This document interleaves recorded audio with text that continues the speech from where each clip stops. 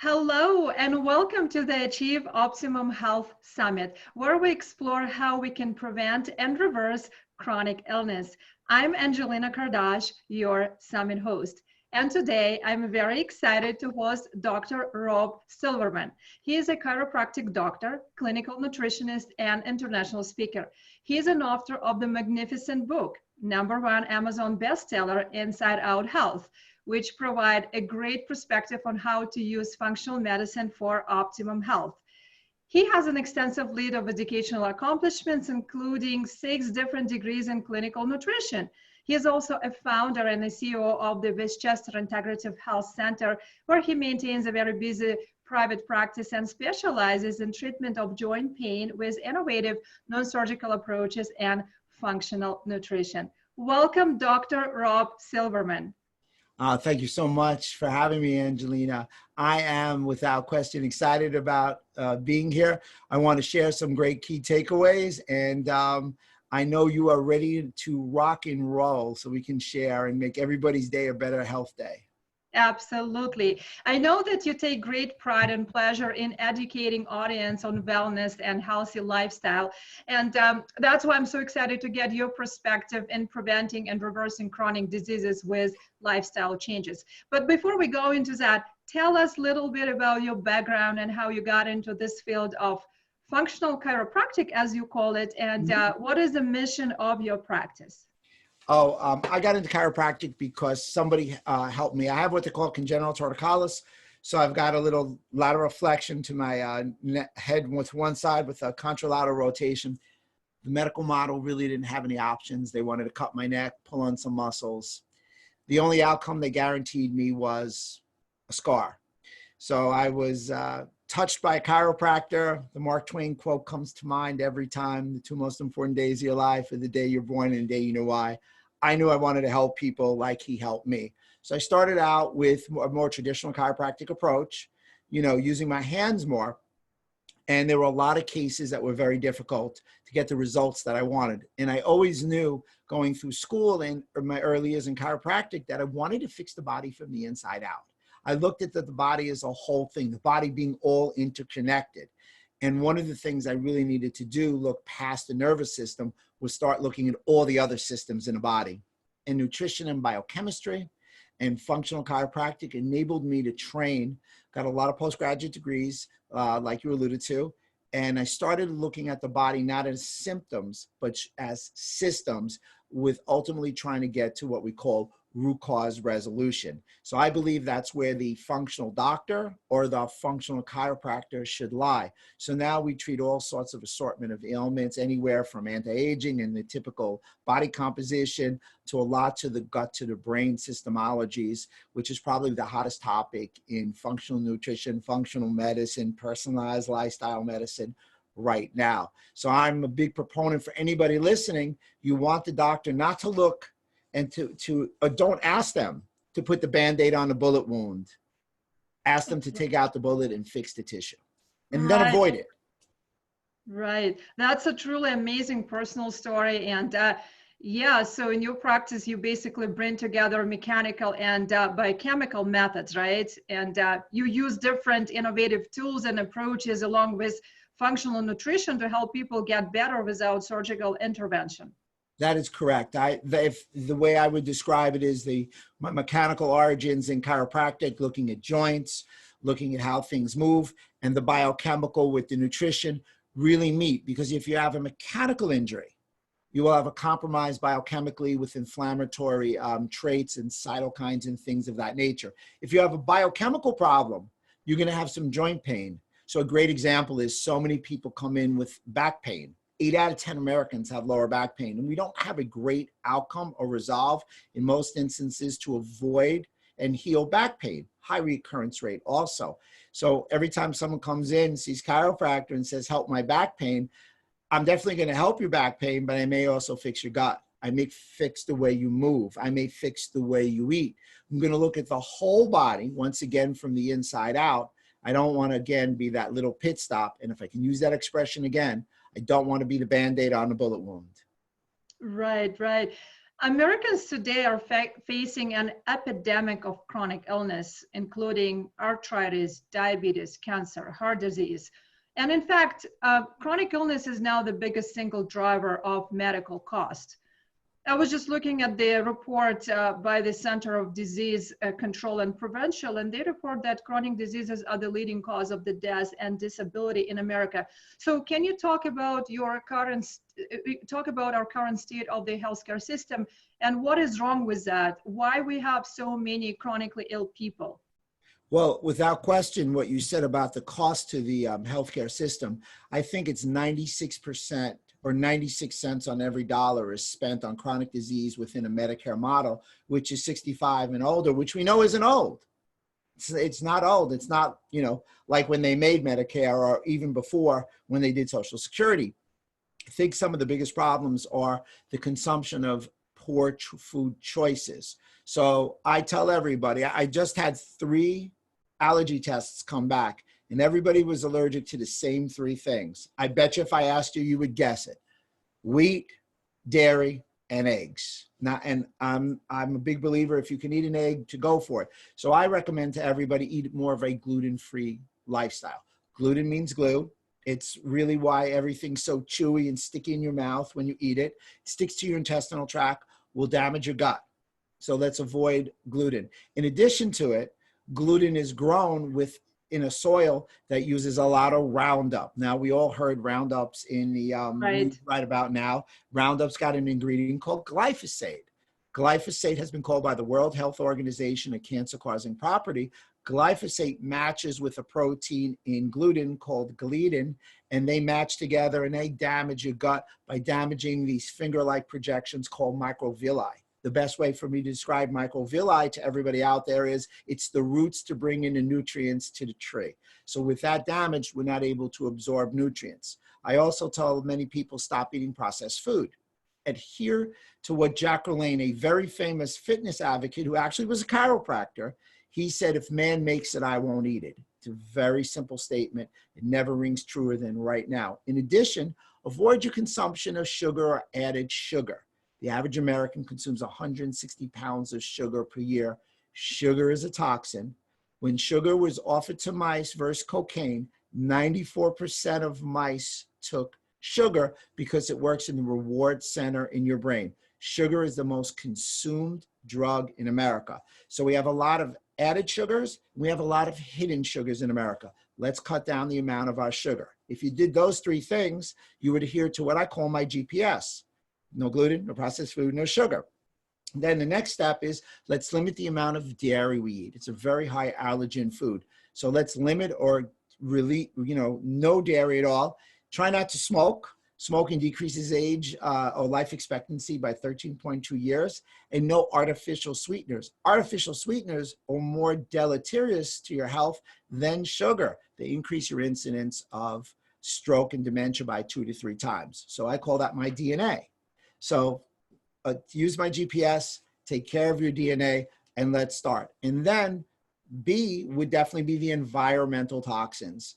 We just had a study that just came out that spoke to the idea of toxins. We know everybody's exposed to toxins, but now we found out through a calculation mistake, we're exposed to 44 times the amount of toxins that we thought. So we live in a toxic world. So we have these environmental toxins, we have these chemical toxins, we have poor food choices. The patients that you and I are seeing right now are not the same patients that our doctors of 20 and 30 years ago are seeing. They're sicker now. And I guess also the inflammatory medicine, right? I mean, that also caused the toxin. I'm happy that you brought that up. So non-steroid anti-inflammatories, which are NSAIDs, short, which are Aleve, Advil, ibuprofen, they do decrease pain, but they impair healing. They don't allow for muscles. They don't allow for cartilage. They don't allow for bones, and they damage your gut lining and your blood-brain barrier lining, which are critical barriers and linings to overall health. So my choice is NSAIDs do decrease pain, but impair healing. Nutraceuticals and food decrease pain and promote healing. Which do you want? And then the last one, of course, the pain opiates. We have a pain opiate epidemic. Here's a funny part. I'm going to speak purely chiropractic for once. 2 chiropractic adjustments to the lumbar spine in a 90-day period decrease the incidence of the use of pain opiates by 55%. So really true, the medication is not the answer. We really need to look into the root cause. So can you talk about inflammation in relationship with autoimmune conditions, please? Absolutely. So for me, the inflammation and autoimmune, we know that 80% of our immune system is our gut. 80% of our immune system is in our gut. It's also where our macro food and micro vitamins and minerals are absorbed. So if we have damage to our gut, or what we use a phrase called leaky gut, if we have leaky gut, things can pass our gut that aren't supposed to pass. So here's our gut perfectly. Our gut is semi-permeable. Our gut is supposed to, in our small intestine, to absorb digested food particles, water, and nutrients. When our gut becomes leaky, like I just opened up my hands, undigested food particles, bacteria, and yeast all can pass through. When it passes through and goes into our bloodstream, we have something called an immune system. Our immune system is very interesting in that it has two buttons, self and foreign. If they think that that object, which we call an antigen passing our gut, is self, it doesn't turn on. But all these antigens are not supposed to be there. So our immune system gets turned on and attacks it. And when it attacks it, it's an antigen antibody or an allergy, if you will, or localized inflammation. As it continues and floats through the body, it's systemic inflammation as it floats through our bloodstream. And then through an interesting process called molecular mimicry, meaning that our joints, our knees, our wrists, our thyroid have something called protein sequences that are very similar to the antigen. Our immune system gets confused and it begins to attack these structures, hence the idea of autoimmunity. Thyroid, rheumatoid arthritis, very, very good examples of autoimmunity. Right, so this is what you talk about in your book, Inside Out Health, right? In the first chapter, you talk a lot about the gut and gut health.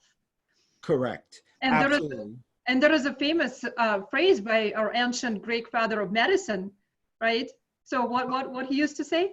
Hippocrates said, all disease begins in the gut. However, Sherry A. Rogers also says, all good health begins with good intestines. That's interesting, yeah. So now I'd like us to talk about your recent work published in the various medical journals and the gut-brain axis in health and diseases. In other words, how the gut and brain talk to each other. Correct. But before we go into this, can you explain to my viewers what is gut-brain axis and how the microbiome plays the important role in the gut-brain axis?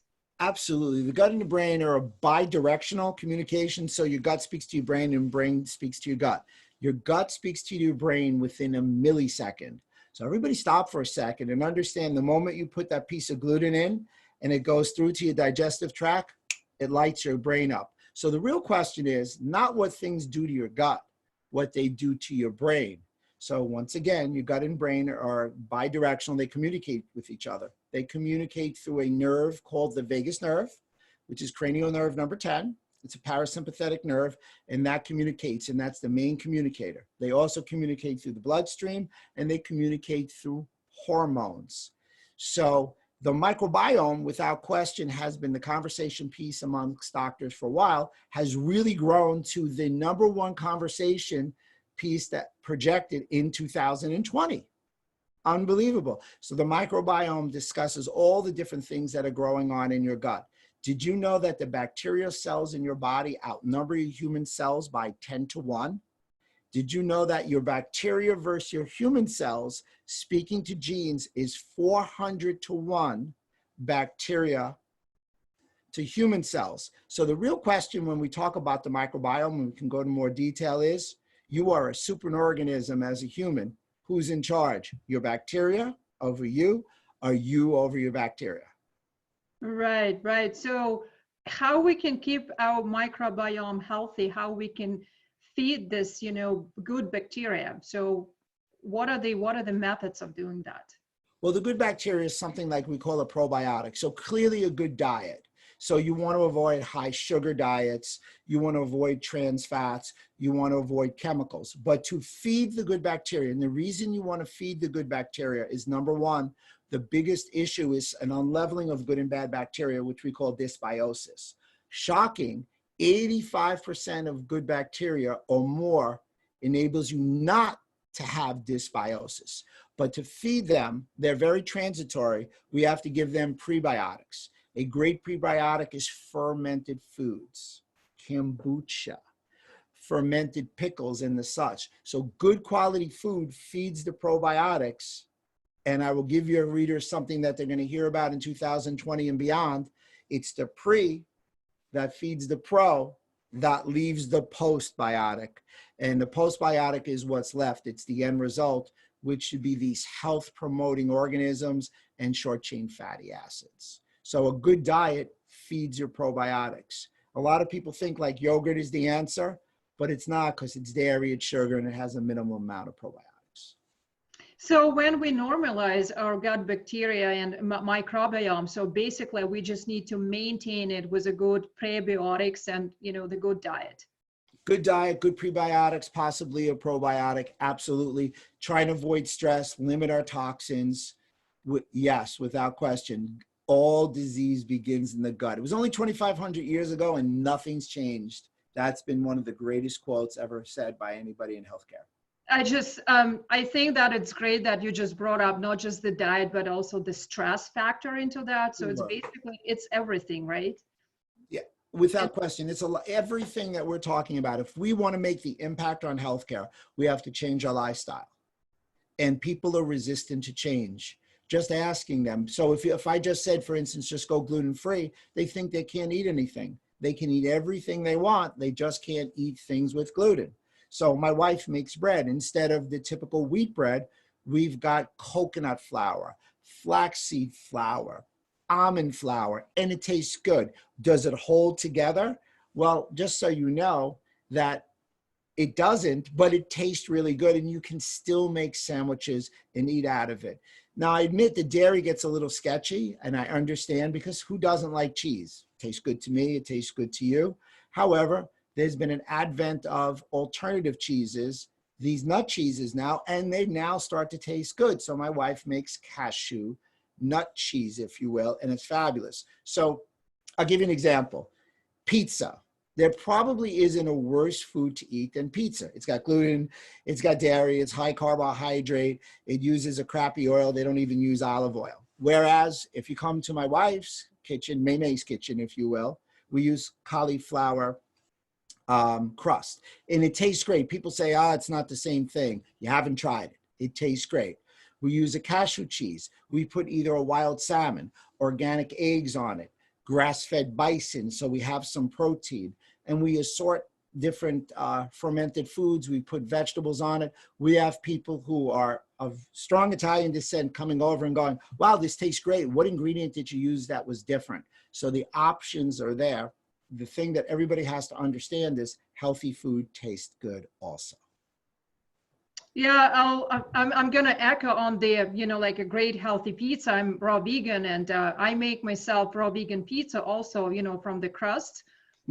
As you said, yeah, and I dehydrate that and I put nut cheese, so it's delicious.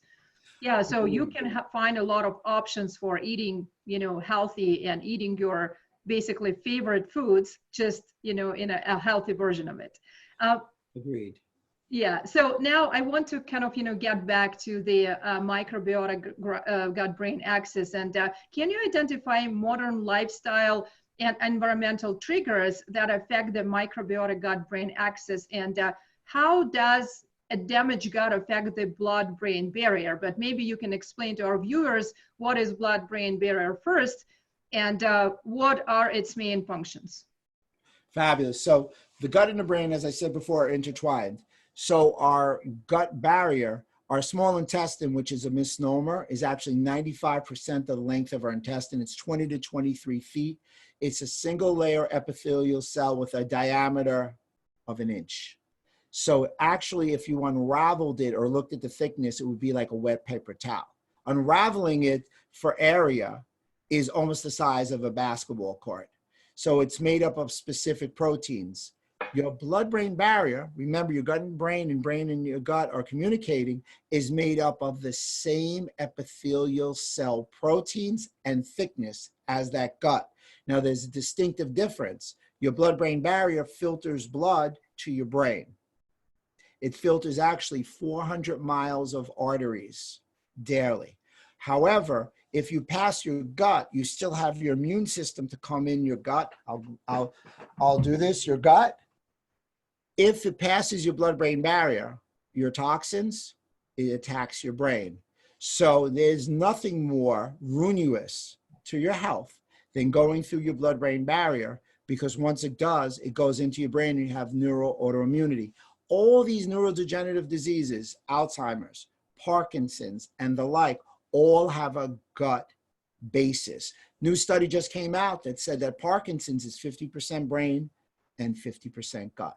You're not going to fix the neurodegenerative disease with not also taking care of the gut lining, because they're communicating and they're made of the same proteins. Whatever hurts your brain hurts your gut. Whatever hurts your gut hurts your brain. Right, right. Can you talk about concussion and how does concussion affect the gut-brain axis? Yeah, 50% of my practice is based on the gut-to-brain axis and concussion. And unfortunately, concussion, if it wasn't for the movie, no one would be talking about it now. So we have so many concussions. Females. #1 athlete who has a concussion is a female soccer player from beheading. So concussions are not an impact. They're actually a shear. Remember, your brain is made of the consistency of Jell-O. That's right, Jell-O. It's 3 pounds. So it's this Jell-O moving around in the hardest bone of your body called your skull. It's not from the impact, it's from the shear. So concussion sends communications to your gut via the vagus nerve, and therefore you get this intertwine between your concussion and your gut. Women are much more susceptible to concussion, and they don't respond to treatment as well for a multitude of reasons. They get concussions easier because their neck muscles aren't as strong as men pound for pound. In addition, women have a different hormone system. Women have progesterone, a hopeful elevation of progesterone in the last 2 weeks. Once you have a concussion, your pituitary works dysfunctionally and decreases your progesterone. Progesterone for women is needed to allow for a calming, relaxing, healed brain. So you get something called withdrawal hypotheses. And the last is your cells, they're called your microglial cells. I'm not trying to get too technical. They're your lymphatic cells. They clean things up. They work aberrantly because you have a different estrogen receptor. So women are more susceptible to concussions. They don't respond as well to concussions, unfortunately.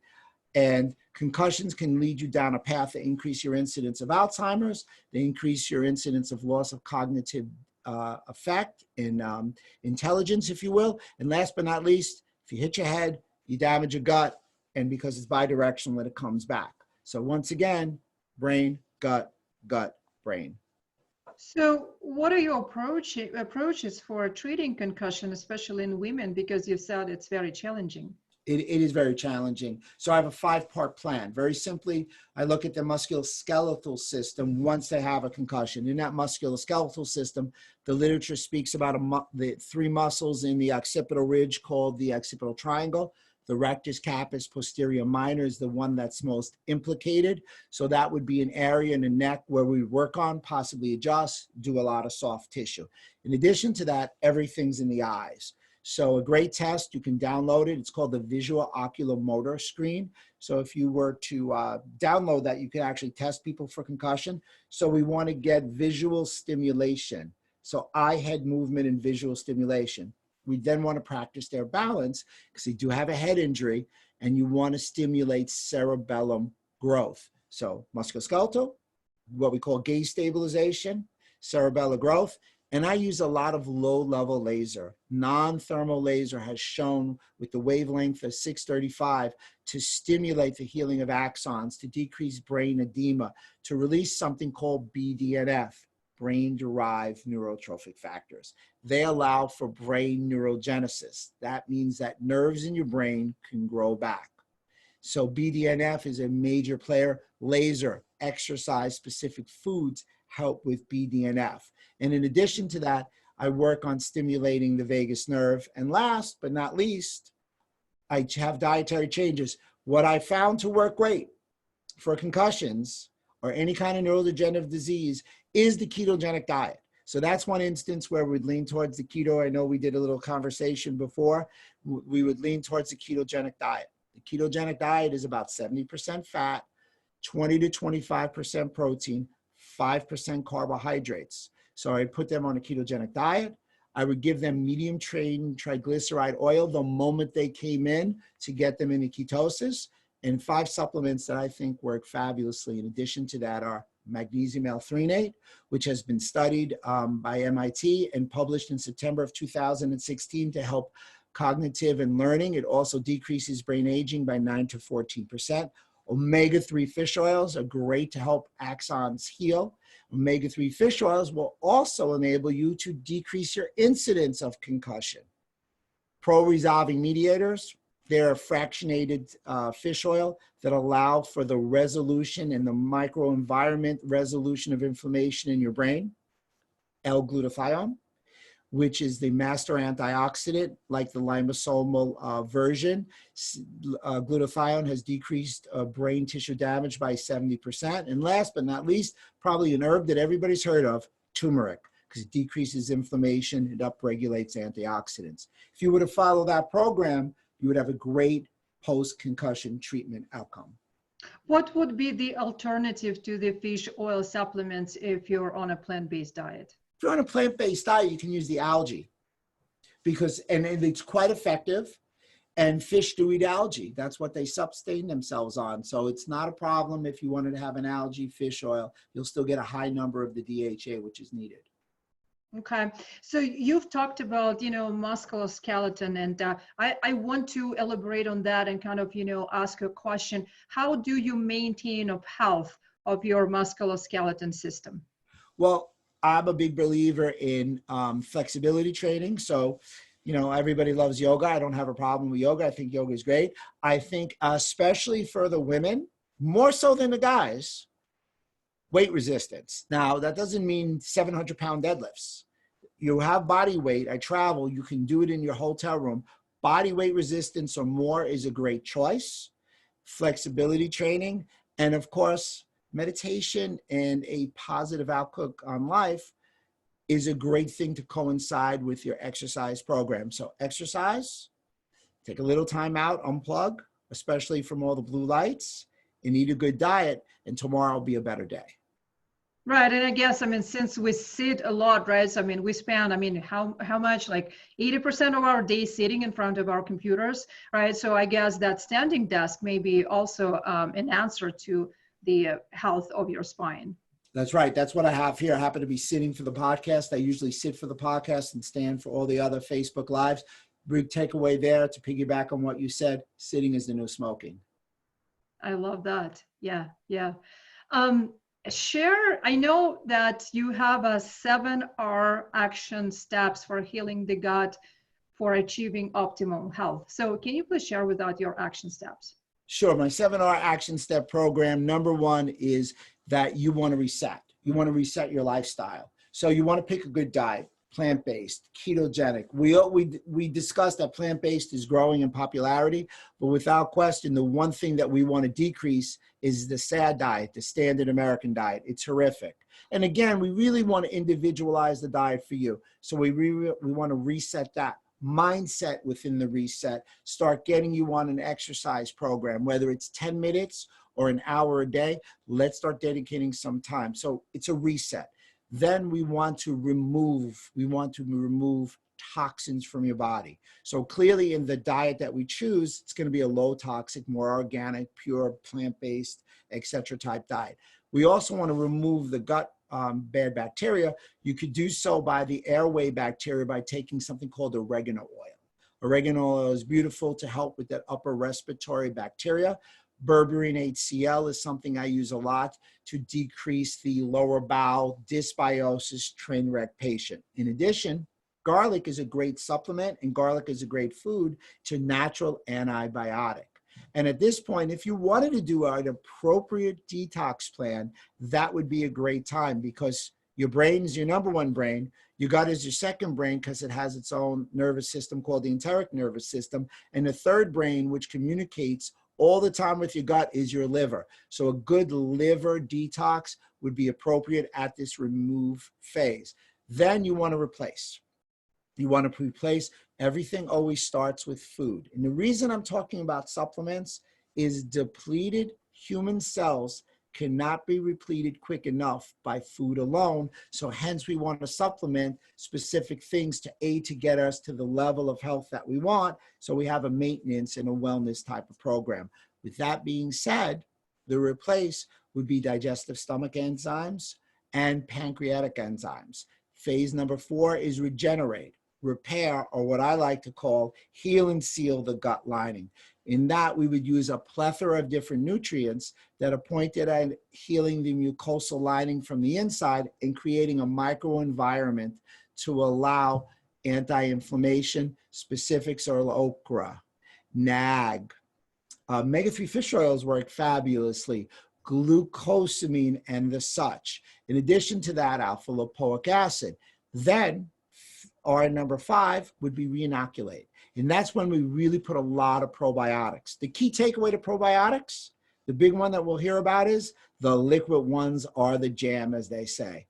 The other ones have effectiveness, but they're freeze-dried. We want the liquid ones in there. So we want to reinoculate there. At step number 6, we want to then reintroduce. We want to, if we're comfortable with the outcome, symptomology has gone down and your baseline tests now look normal, you might want to reintroduce some food, obviously never introducing gluten, processed food, sugar, dairy, nicotine, and artificial sweeteners. So if you were allergic to spirulina and now you're not and it doesn't light you up, you reintroduce over a 2 to 3 day period. And the 7th R is retain your health. Retain your health through exercise, good diet, maybe a multivitamin, a fish oil, vitamin D, and a probiotic. Thank you for sharing that with us.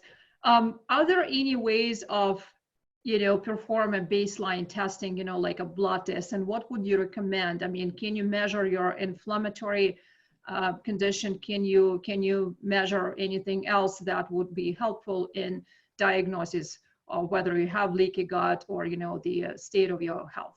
Yes, there are several labs that will test your gut permeability and your ability for autoimmunity. So they'll test things like LPS, lipopolysaccharide was an endotoxin, which implies leaky gut. There are several companies that will test occludin and zonulin being the big player. That implies tight junction damage. You don't want the protein to be expressed because the tight junction opens. In addition, you also look at actomyosin, which will also tell you a lot of tearing at the gut lining.